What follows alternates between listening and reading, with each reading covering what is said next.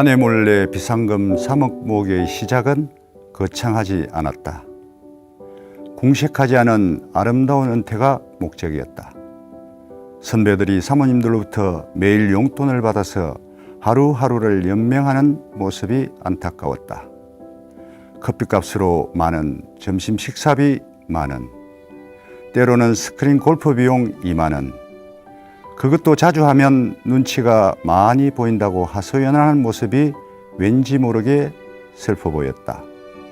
적어도 나는 그렇게 하지 말자. 가능하면 은퇴한 후에도 아내에게 기분 좋게 용돈을 줄 수 있는 남편. 손자, 손녀들을 데리고 백화점을 가서 소위 메이커 있는 옷을 척척 사줄 수 있는 폼나는 할아버지가 되고 싶었다.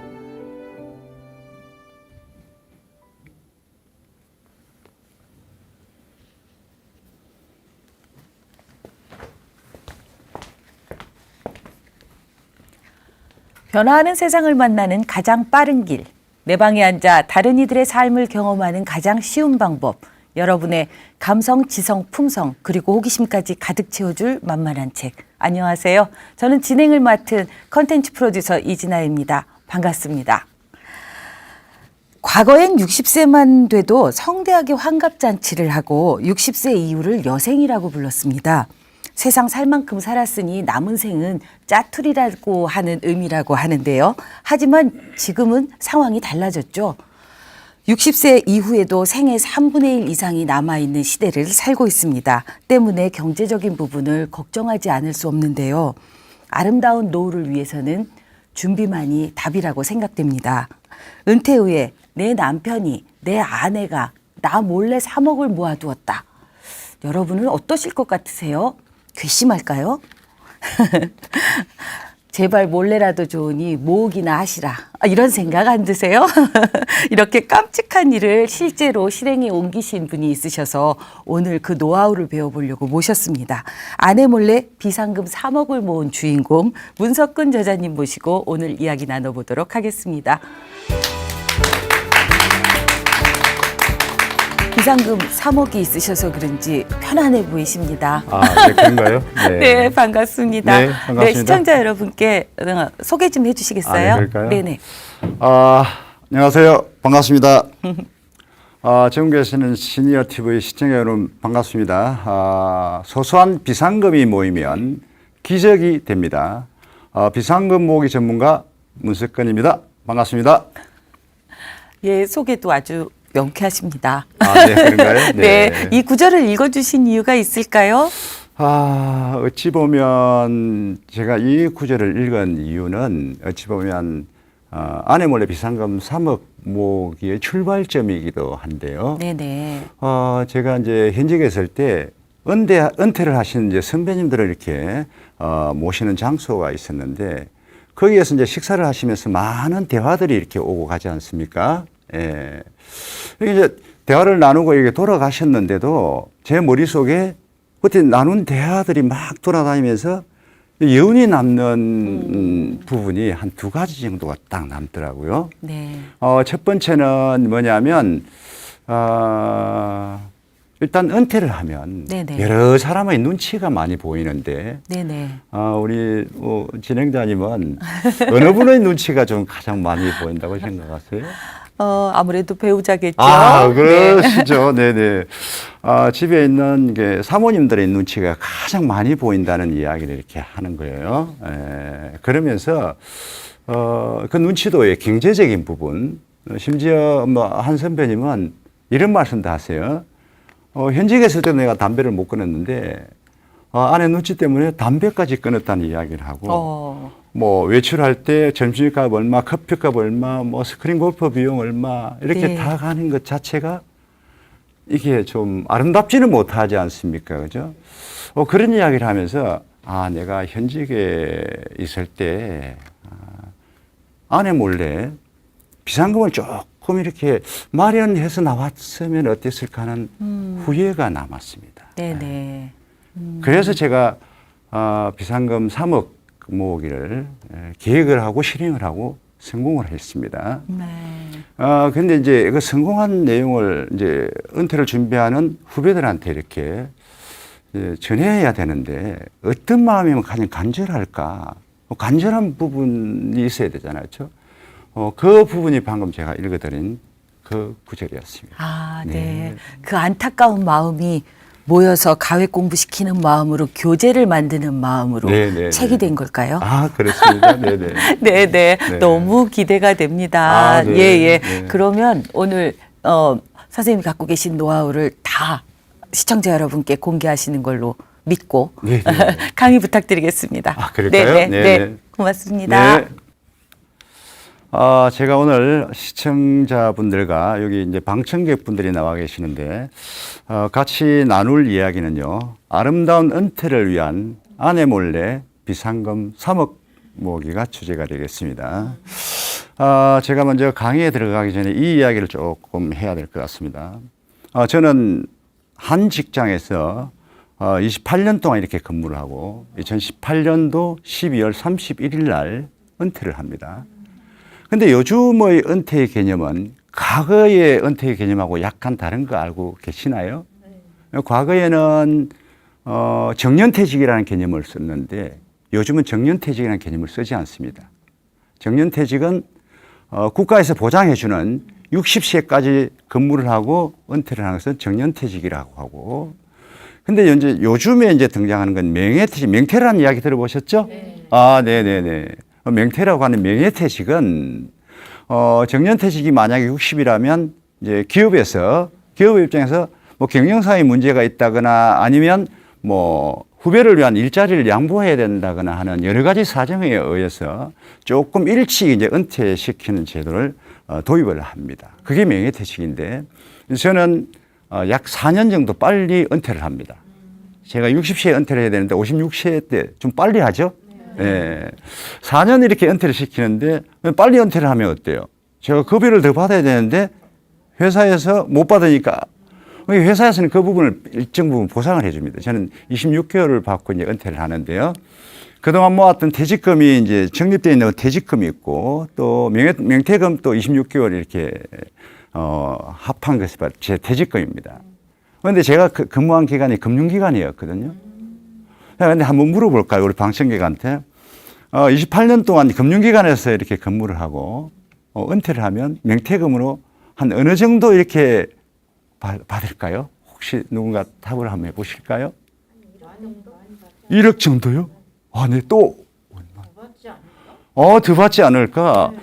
이게 우리가 이제 금융기관은 특히 명예퇴직을 한다 그러면 좀 많이 받는 걸로 정평이 나 있잖아요. 그렇죠? 뭐 수십억 챙긴다는 이야기도 있고. 근데 그건 전부 거짓말입니다. 예, 실제로는 그렇지 않습니다. 제가 이제 적립되어 있는 그 퇴직금하고 명퇴금 26개월 다 갚았더니 저는 4억 5천을 이렇게 수령을 합니다. 근데 그 4억 5천을 제가 일시불로 받았기 때문에 그게 다 제 몫이 아니에요. 세금을 내야 되잖아요. 그렇죠? 세금이 약 13% 이렇게 나갑니다. 그러면 5천만 원 정도 나가고 이제 4억이 이렇게 딱 모였습니다. 그래서 28년 근무하고 남은 것이 바로 딱 4억이 남은 거예요. 예. 근데 이제 제가 은퇴가 딱 결정되고 나니까 집에 계신 우리 저 여사님께서 걱정을 하는 거예요. 근데 그 걱정이 남편이 일자리를 잃어서 하는 걱정이면 또 제가 좀 괜찮을 건데, 그죠? 아니면 다음 달 월급날 뭐 급여 통장으로 돈이 안 들어오는 부분에 대해서 걱정을 하면 또 제가 조금 괜찮을 텐데, 우리 집 여사님이 걱정하는 부분은 약간 다른 측면이에요. 제가 4억 받은 퇴직금 이걸 홀랑 혼자 들고 튈까봐. 네, 튈까봐 진짜 걱정을 하더라고요. 그러면서 이제 막 압력을 계속했는 거예요. 뭐냐면 명퇴금 4억 받으면 내가 그동안 당신 뒷바라지한 한 부분도 있다. 50%는 내 몫이다. 반드시 내 앞으로 좀 해야 된다. 그때 이제 제가 웃으면서 농담 비슷하게 뭐 그럼 그렇게 하자. 당신 앞으로 50% 하면 2억이 되고 또 내 앞으로 또 50%면 2억이 된다. 그러면 막 나눠 가지고 있다가 혹시 둘이 잘못되더라도 딱 뭐 그냥 막 갈라서기 더 좋다. 이제 그렇게 이제 약속을 이제 한 상태입니다. 한 보름 정도 지나니까 제가 다니는 회사에서 이제 문자가 딱 날아오는 거예요. 내일 날짜로 퇴직금이 통장으로 입금됩니다. 참고하시라고. 그래서 제가 아침에 일찍 이제 집사람을 이제 모시고 이제 제가 근무하던 이제 은행으로 제가 갑니다. 갔더니 평소에 또 안면도 좀 있는 이제 여직원이라 그 이제 통장에 이제 출금 전표를 4억을 딱 적어서 여직원한테 주면서 이 4억을 찾아서 바로 옆에 있는 이 통장으로, 그러니까 우리 아내의 통장이죠. 그죠? 아내의 통장으로 입금을 몽땅 다 시키라고. 예.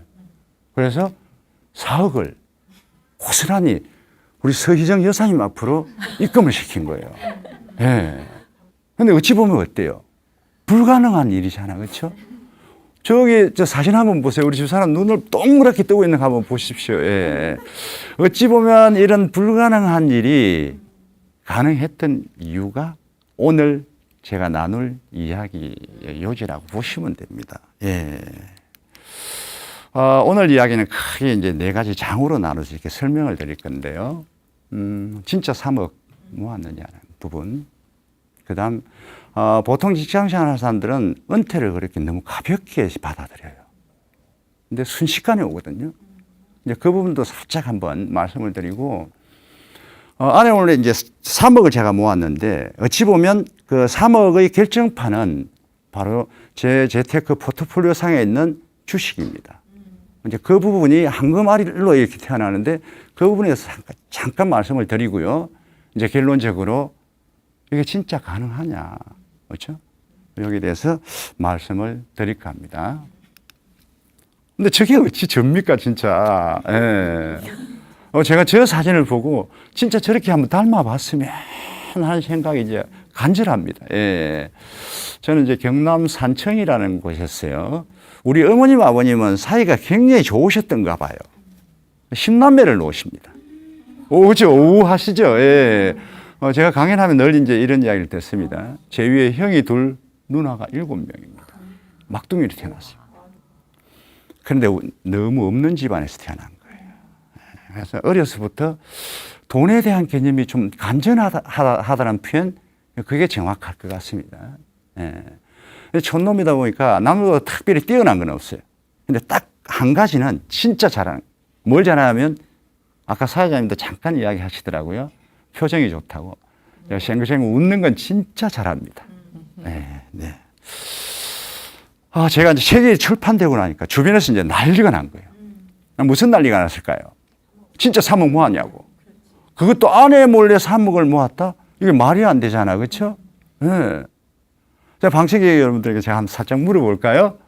제가 3억 모았을 것 같아요? 못 모았을 것 같아요? 당연하겠죠. 근데 제가 못 모았으면 오늘 이 자리에 못 서잖아요. 근데 3억 모으지도 않고 저 책을 쓰는 건 사기꾼이죠. 그렇죠? 예. 저는 모았습니다. 3억 이상을 모았습니다. 실제로. 재테크는 포트폴리오가 굉장히 중요합니다. 포트폴리오가 뭐냐면요. 이거거든요. 그러니까 재테크를 하는데 자산 정식을 주식만 할 거냐, 아니면 연금 저축만 할 거냐, 보험만 할 거냐, 다양한 수단이 있지 않습니까? 그죠? 그 다양한 수단을 다 포트폴리오라고 합니다. 제 책의 특징은 뭐냐면, 저 포트폴리오를 가지고 있었고, 다양한 포트폴리오를 이용해서 제가 목표로 했던 3억을 모았다는 거예요. 예. 잘 보시면 제가 이제 현직에 있을 때는 이제 펀드도 했거든요. 펀드는 뭐냐면 투자를 하는데 주식은 내가 종목도 직접 선정하고 매매도 하는 이제 직접 투자를 하는 거고, 펀드는 전문가한테 맡기고 수수료만 이렇게 주는 거거든요. 제가 펀드도 이렇게 했는데 펀드는 제가 퇴직하면서 싹 정리를 하고 주식의 비율을 60% 제가 늘려놨습니다. 그리고 이제 연금저축은 은퇴하고 나면 수입이 있어야 되잖아요. 그렇죠? 그래서 월급처럼 받고 싶어서 연금저축을 이렇게 넣었고, 제 포트폴리오의 가장 큰 특징은 뭐냐면 보험 상품이 들어있다는 거예요. 보험도 보십시오. 15%거든요. 상당히 많은 금액입니다. 그랬더니 주변에서 아니 왜 재테크를 하는데 보험 상품을 그렇게 넣느냐고. 제가 많이 넣은 이유가 있습니다. 제가 어느 날 운전을 하고 강의를 이렇게 가는 거예요. 강의를 가다가 아찔한 순간을 맞습니다. 제가 죽을지도 모르는 상황을 맞는 거예요. 다행히 차만 조금 부서지고 저는 멀쩡하게 나왔는데 그때 이제 제가 생각이 뭐냐면 뒤에 남아있는 가족들을 위해서 보험 상품을 해야 되겠다. 그래서 넣은 게 바로 저 상품이고요. 저 상품은 나중에 연금처럼 받을 수 있는 상품이라 연금저축하고는 나중에 월급처럼 받을 생각으로 있습니다. 제가 이제 재테크를 이렇게 잘한다는 소문이 나서 그런지 모르겠는데 주변에서 재테크 언제 하면 좋냐고. 언제 하면 좋을까요? 재테크는 빠를수록 좋습니다. 진짜 빠를수록 좋습니다. 그래서 제가 지금 이제 학교에서 학생들하고 이렇게 강의를 제가 하고 있는데요. 학생들한테 재테크의 개념을 어떻게 심어주느냐 하면, 자, 여러분들 스타벅스 가지고 커피 한 잔 마시면 얼마지? 평균적으로 5,000원은 내고 마시지 그 돈을 가지고 주식시장 한번 가봐. 그러면 좋은 주식, 비싼 주식은 아니더라도 뭐 그런 주식이라도 좋은 주식이 많다. 그 주식을 한번 사봐라. 그 다음에 10,000원짜리 점심 먹지 말고 구내식당에서 5,000원짜리 먹고 또 주식을 해라. 그렇게 해서 재테크의 개념을 이렇게 자꾸 심어주는 거예요. 저는 은퇴를 딱 10년 놔두고 2007년 5월부터 아내 몰래 비상금 3억 모으기를 합니다. 제가 아내 몰래 비상금 3억 모으기를 한 이유는 딱 하나예요. 뭐냐면 은퇴하고 아까 제가 글을 읽어서 드린 그 부분 아시죠? 아내로부터 경제적인 독립을 진짜 하고 싶었습니다. 그래서 성공을 하게 된 것 같습니다. 이제 비상금 이제 관련돼서 이야기를 조금 하고 싶은데요. 비상금 이제 주변에서 이제 필요하냐? 아니 재테크를 하면 아내하고 같이 하면 되지. 그럼 더 많이 모았을 거 아니냐고 이야기를 해요. 근데 저 비상금은 차원이 다릅니다. 저는 퇴직금은 그대로 아내한테 다 드렸지 않습니까? 그죠? 그래서 저 비상금의 의미는 저는 반드시 필요하다고 믿는 사람 중에 하나입니다. 왜 그러냐면 은퇴를 하고 나면 일단 경제적으로 굉장히 좀 궁색해집니다.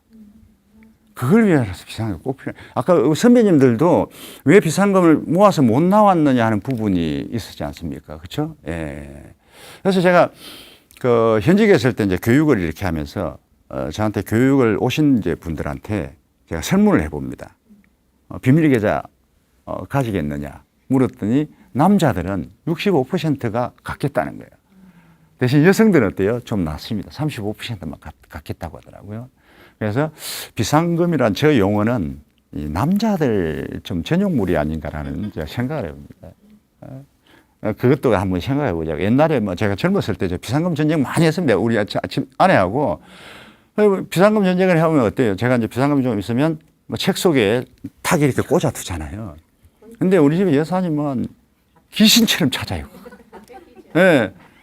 10,000원짜리를 딱 말아가지고 볼펜 속에 딱 넣어 놓으면 어떻게 우리 집에 뭐 여사님은 그 볼펜 그걸 탁 끄집어내냐고요. 예.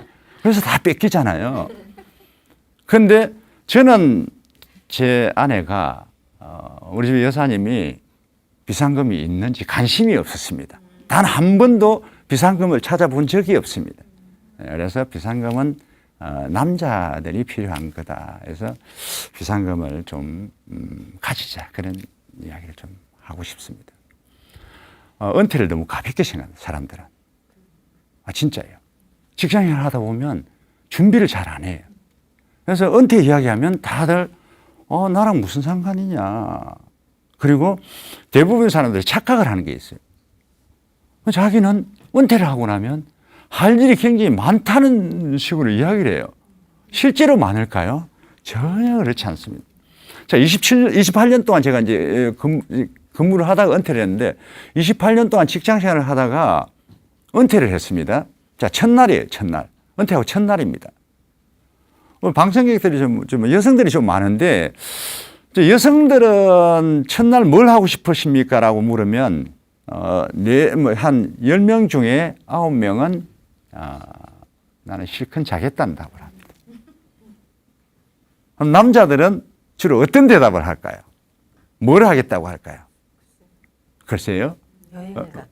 여성들은 잠자는 건 이해가시죠? 예. 근데 남자분들은 뭘 한다고 할까요? 10명 중에 10명은요, 등산하겠다는 거예요. 배낭 메고 산에 가 있다는 거예요. 예. 은퇴를 하면 일단 멘붕이 옵니다. 왜 멘붕이 올까요? 은퇴라는 개념을 제가 정립을 해드릴게요. 은퇴라는 건 뭐냐면 내가 그동안 가지고 있던 일자리를 잃어버리는 겁니다. 근데 유교적인 성향이 강한 우리나라 같은 데서는 이게 일자리라는 개념이 대단히 중요해요. 그 사람의 근위가 어디에서 다 나온다고 생각하세요? 그 사람이 가지고 있는 일자리에서 다 나온 거예요. 그래서 은퇴는 일자리를 잃는 거잖아요. 또 다시 다른 말로 이야기하면 은퇴를 하고 나면 딱 아침에 눈을 떴는데 갈 곳이 없는 거예요. 그게 뭘까요? 바로 멘붕이 옵니다. 2018년 12월 31일 날 제가 이제 은퇴를 하고 2019년 1월 1일은 다 공휴일이니까 아무도 뭐 출근 안 하잖아요. 그렇죠? 1월 2일 딱 되니까 나랑 같이 출근을 했던 직원들은 똑같이 출근을 하는데 아침에 일어나는 시간은 똑같습니다. 습관이 진짜 무서운 거예요. 그렇죠? 은퇴를 했는데도 그 시간에 일어나는 거예요. 딱 눈을 떴는데 갑자기 머리가 하얘지면서 와, 이거 뭐지? 내가 갈 곳이 없네. 그래서 집에 있는 옷을 이렇게 제가 주섬주섬 입습니다. 옷을 입고 우리 아파트 후문이 바로 등산로하고 연결이 되어 있습니다. 제가 어디로 갔겠습니까? 산으로 올라간 거예요. 은퇴하고 첫 행보가 등산이었습니다. 예. 등산을 이렇게 하는데 진짜 등산을 하는데 다른 분들은 다 출근한다고 하잖아요. 저는 등산을 하는 거잖아요. 그렇죠? 와, 많은 생각이 머릿속에 진짜 많은 생각이. 그동안 내가 뭘 했지? 은퇴를 하고 나 이제 앞으로 뭘 하지? 딱 그때 생각난 사람이 있습니다. 나랑 같이 은퇴한 친구들이 생각이 나는 거예요. 친구, 제가 네 사람한테 정확하게 전화를 합니다. 네 사람에게 전화를 이렇게 했더니 세 명은 딱 저처럼 배낭을 메고 산에 있는 거예요. 한 명만 집에 이렇게 있는데 집에 있는 친구는 내가 전화를 하니까 너무 반가웠던가 봐요. 예. 그래서 전화를 하니까 당장 만나자는 거예요. 당장 만나서 그럼 이게 그래서 산에 있는 친구들도 불러내리고 해서 이제 5명이 딱 모였습니다. 은퇴 후에 첫 클럽을 만듭니다. 무슨 클럽일까요? 등산 클럽입니다. 그래서 한 달에 한 번씩만 우리 만나자고 했거든. 제가 한 번씩만 만나자고 했더니 한 달은 너무 길다는 거예요. 일주일에 한 번 만나자는 친구도 있습니다. 예. 은퇴를 해도 골프는 가끔 합니다, 사실은. 하는데 원칙이 있습니다. 무조건 새벽 타임. 월요일. 무슨 의미죠? 싼 골프장만 찾습니다. 근데 제가 현직에 있을 때는 실제로 가끔 초청도 이렇게 받아서 가거든요. 그리고 예, 법인 회원이라고 골프 비용이 조금 싼 회원이 있습니다. 그 회원권을 활용해서 공을 치기도 하거든요, 사실은. 예. 근데 은퇴를 하면 그게 없지 않습니까? 그래서 모든 비용은 더치페이랑 똑같이 나누는 거예요. 예. 그래서 현직에 있을 때는 클럽하우스에서 폼나게 아침 식사도 이렇게 하고 공을 치거든요. 절대 없습니다. 왜? 비싸니까요. 예. 5명이 딱 모이면요, 이제 대화를 하잖아요. 많은 대화를 하는데 그 대화의 주 내용이 뭐냐? 내용이 뭐냐? 어떤 대화를 하냐면 첫 번째가 바로 내가 이제 퇴직금 좀 많이 받았잖아요. 다 한 뭐 4억씩. 이제 저는 중간정산을 받았기 때문에 4억을 받았는데 중간정산을 안 받은 친구들은 6억씩 이렇게 받았거든요. 그래서 받은 그 퇴직금을 안전하게 어떻게 하면 보관을 할 수 있을까? 거기에 대한 고민을 많이 합니다. 근데 퇴직금의 안전 문제가 최근에 이제 요즘 이제 퇴직하는 사람들은 저게 개념이 정립이 되어 있습니다. 과거에는 어땠습니까? 대한민국에 웬 통닭집 그렇게 많이 생겼죠? 생겼다가 다 사라졌잖아요. 퇴직금 다 날아간 거예요. 퇴직금 들고 주식시장 갔다가 그냥 완전히 폭삭 망한 사람들 많지 않습니까? 그렇죠? 그래서 요즘은 은퇴하는 사람들이 내 퇴직금을 어떻게 안전하게 보관할까라는 개념은 잘 정립이 되어 있는 것 같아요. 그런 이야기를 좀 많이 하고, 은퇴를 하고 나면 또 멘붕이 오는 이유가 있습니다. 뭐냐면 월급날 내 통장으로 급여가 안 들어오는 거예요. 어떻게 할 거냐고요. 예. 그런데 대한민국 진짜 좋은 나라입니다. 저는 진짜 좋은 나라로 봅니다. 왜 그러냐면 은퇴를 해도요, 실업급여라는 걸 국가에서 줍니다. 그것도 저처럼 20년 이상 근무하고 50세 이상 되면 9개월 동안 딱 줍니다. 자, 그런데 실업급여는 현직에 있을 때 직급이 높거나 월급이 많거나 이건 전혀 상관이 없습니다. 똑같은 급여를 일당을 줍니다. 자, 실업급여 하루 일당이 혹시 얼마인지 아시는 분 계세요? 어느 정도 될까요? 잘 모르시죠? 네, 그렇습니다. 예. 저는 2018년도 12월 31일 날 딱 은퇴를 한 게 제인이에요. 왜 그러냐면 딱 하루 상관으로 2019년 1월 1일 이후에 은퇴한 친구들은 6만 6천원을 받습니다. 일당이요.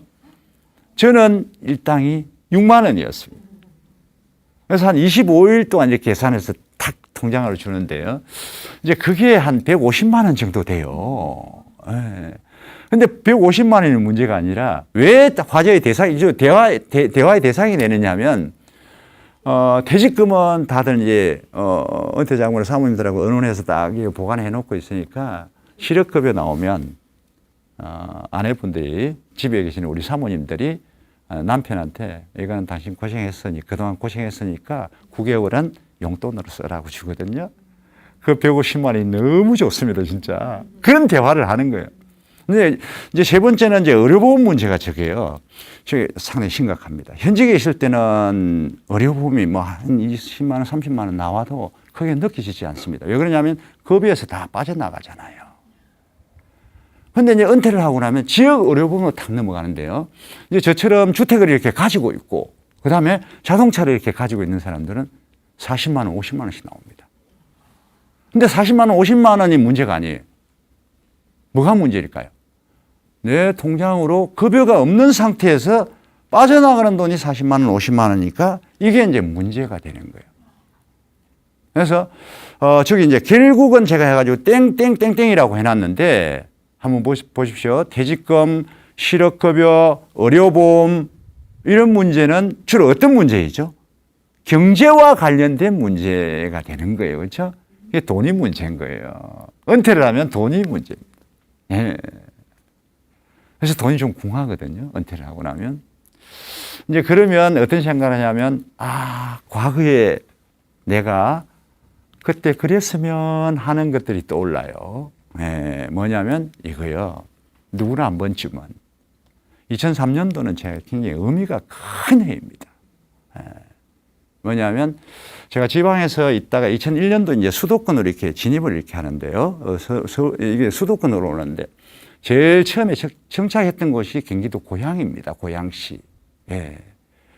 근데 제가 지방에서 아파트를 팔고 올라왔는데 5천만 원 받았거든요.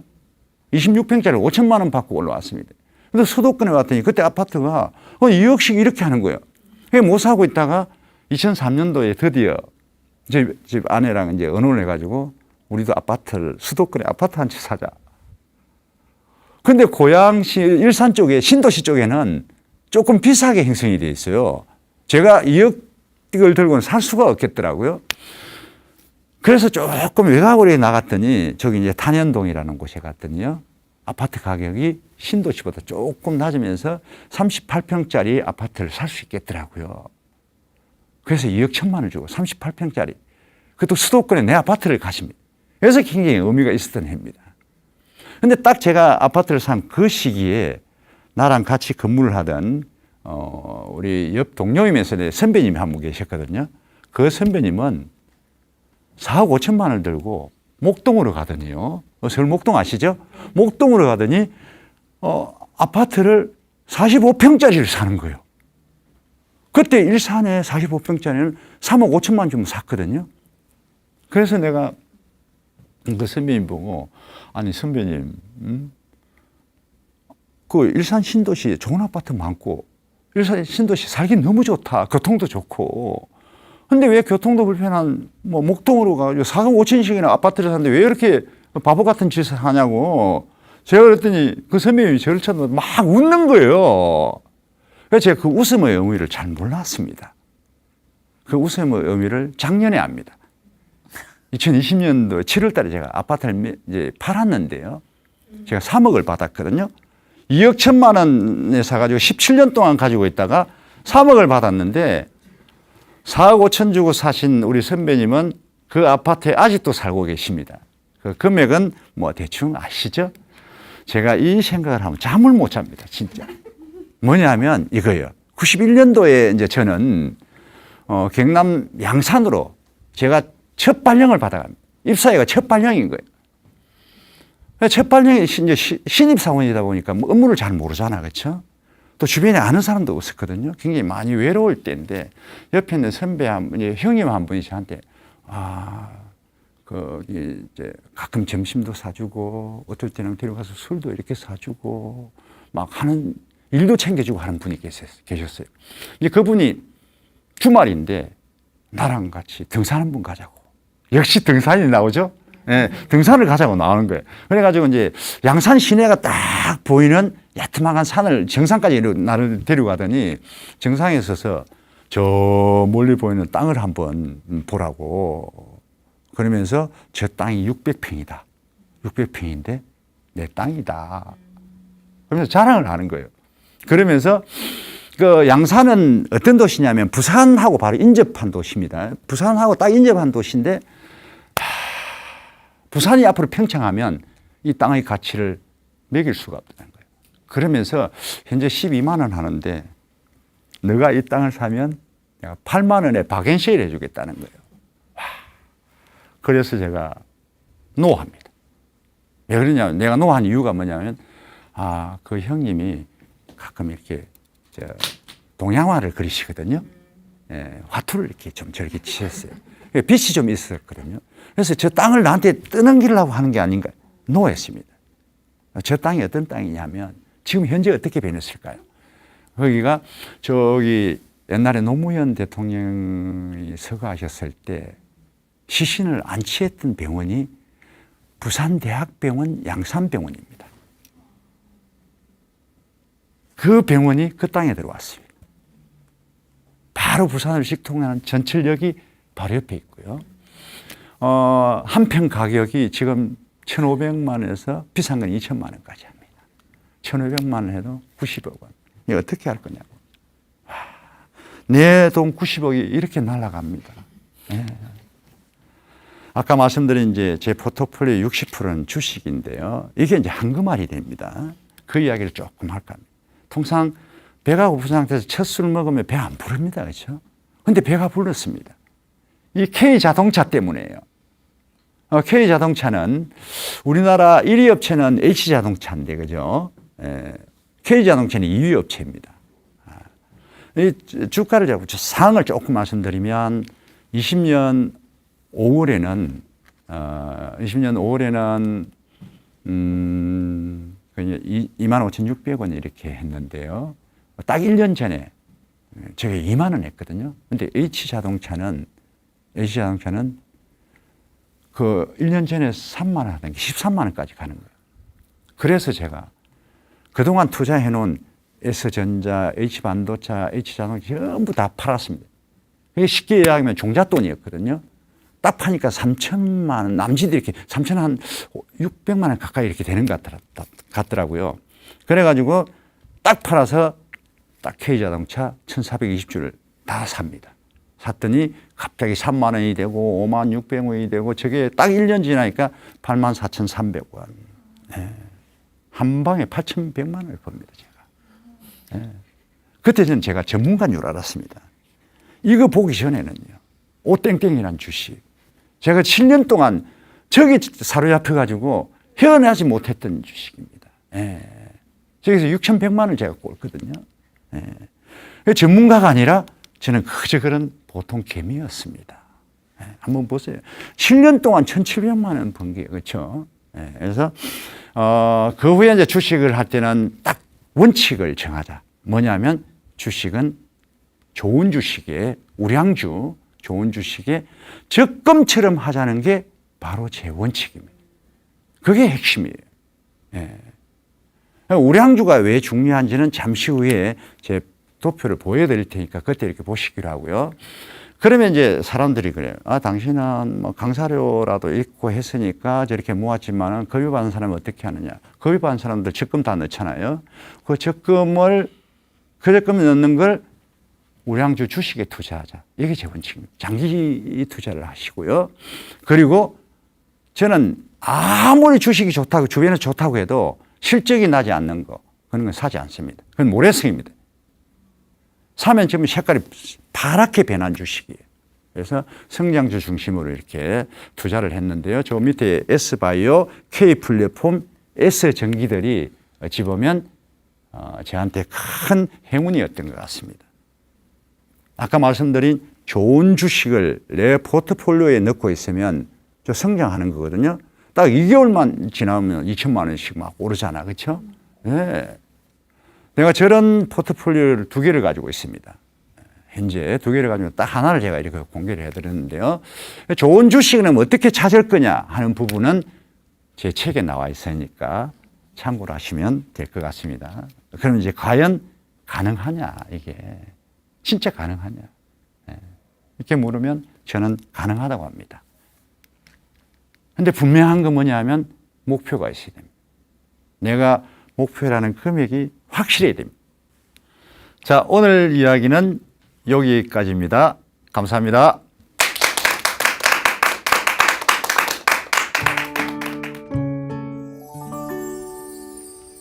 강의 너무 재밌게 잘 들었습니다. 아, 네, 감사합니다. 네, 네. 아, 뭔가 늘 지금부터 준비해야 되는데 라는 마음만 먹으면서 1년, 2년, 3년, 4년 은퇴를 맞이하게 되는 것 같습니다. 대부분은 뭐 그렇죠. 네, 네. 이 책의 제목만으로는 은퇴 후의 재테크 같은 그런 생각이 드는데 예, 독자층은 어디를 겨냥해서 쓰신 걸까요? 제목만 이렇게 보면 뭐 아름다운 은퇴를 위한 말이 들어가서 그런지 다 은퇴 후를 이렇게 생각하는 것 같은데요. 제가 역으로 한번 질문을 한번 드려보겠습니다. 네네. 과연 3억이 필요한 사람들은 누구일까요? 아, 3억이 필요한 사람 네. 다 필요하지 않을까요? 그렇겠죠. 요즘은 아주 젊은 층들이 재테크에 굉장히 관심이 많습니다. 그렇죠. 대학생들이 이미 가상화폐를 이렇게 많이 한다고 해요. 예.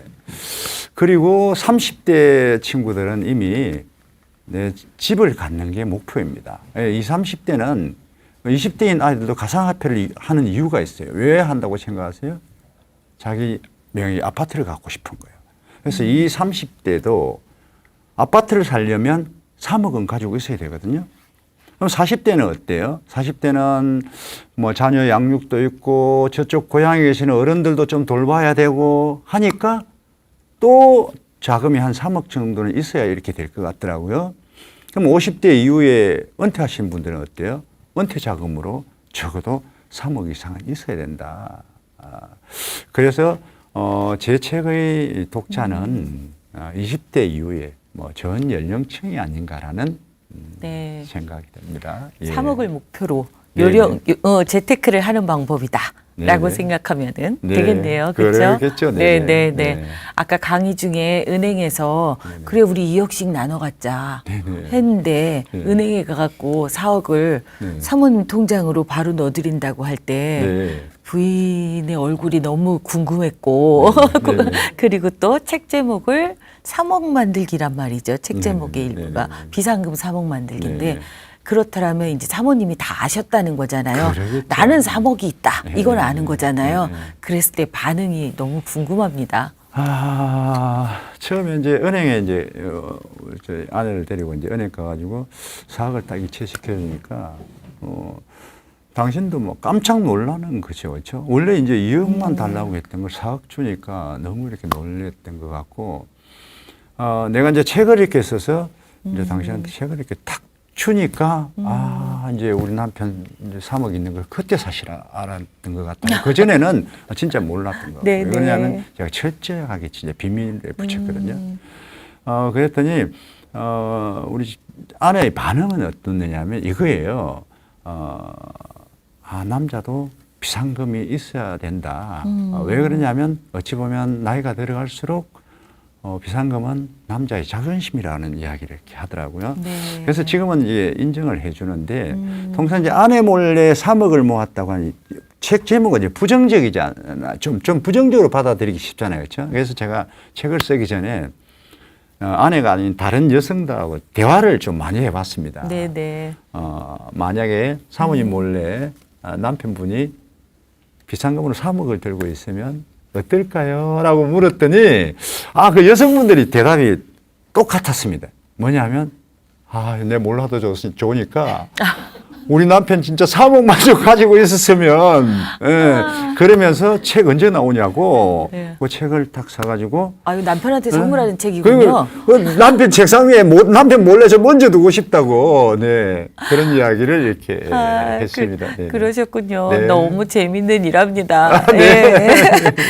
책에서는 주로 지금 이 책은 보면은 재테크 책 같지만 사실은 은퇴 후의 삶에 대한 것들에 대한 긴장감을 더 많이 주고 네, 그렇죠. 그걸 위해서 안정적인 아름다운 노후란 어떤 거냐라는 생각을 하게끔 하신 것이 작가님의 의도 같은데 네, 맞습니다. 네. 아름다운 은퇴란 뭘까요? 그러면 우리 진행자님이 정확하게 이렇게 보셨는데요. 저는 이제 아름다운 은퇴가 뭐냐면 아름다운 은퇴라는 건 은퇴한 후에 궁색하지 않는 삶. 그러면서 밖에 나가서 친구를 만나서 커피값도 내가 탁 낼 수 있는 사람. 어찌 보면 좀 은퇴한 후에 삶이 좀 설렘이 있는 삶. 네.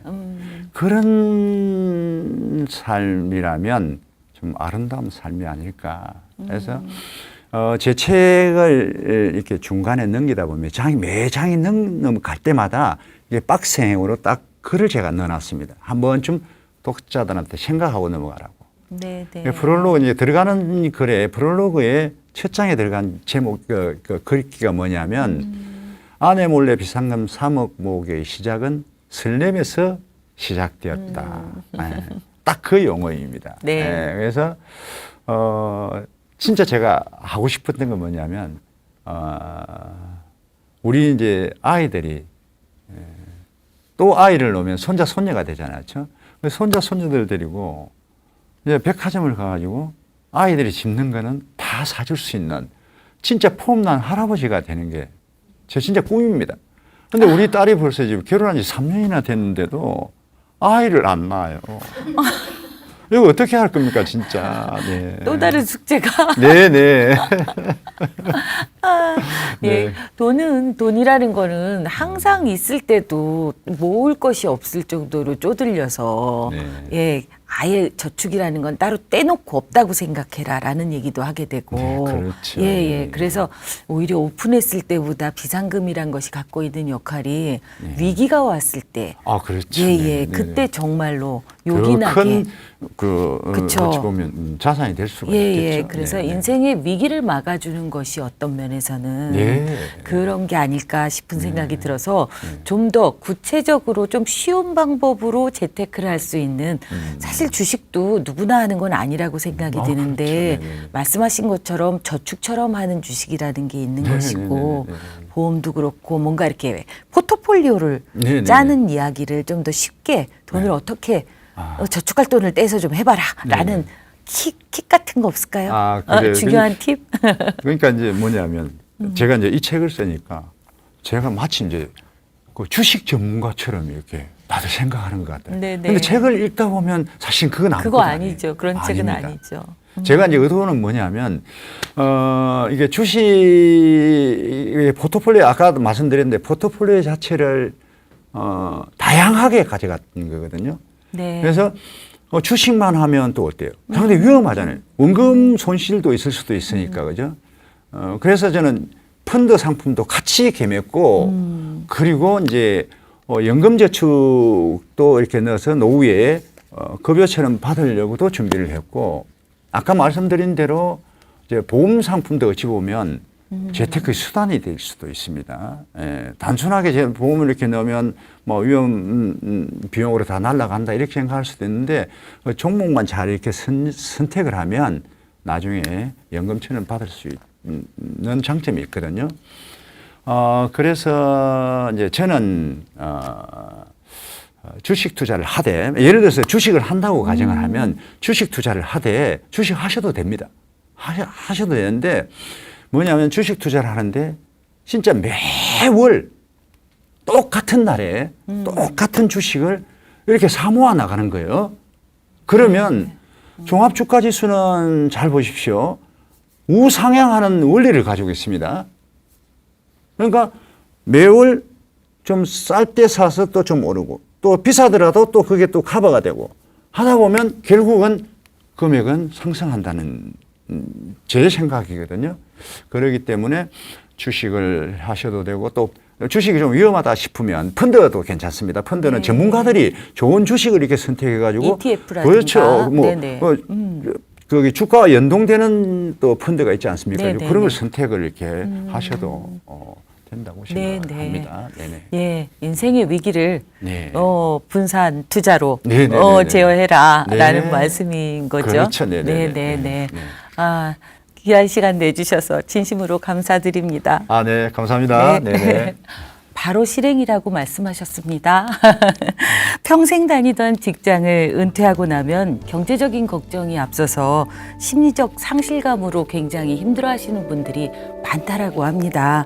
은퇴 후의 삶, 경제적 건강도 중요하지만 심리적, 신체적 건강도 돌봐야 되지 않을까 하는 생각도 또 끝으로 해보게 됩니다. 마음 치유에 도움이 되는 책들, 만만한 책에서 좀 더 준비해 보도록 하겠습니다. 예. 만만한 책 오늘은 여기까지입니다. 다음 주에도 유익한 책으로 다시 찾아뵙겠습니다. 함께해 주셔서 감사합니다.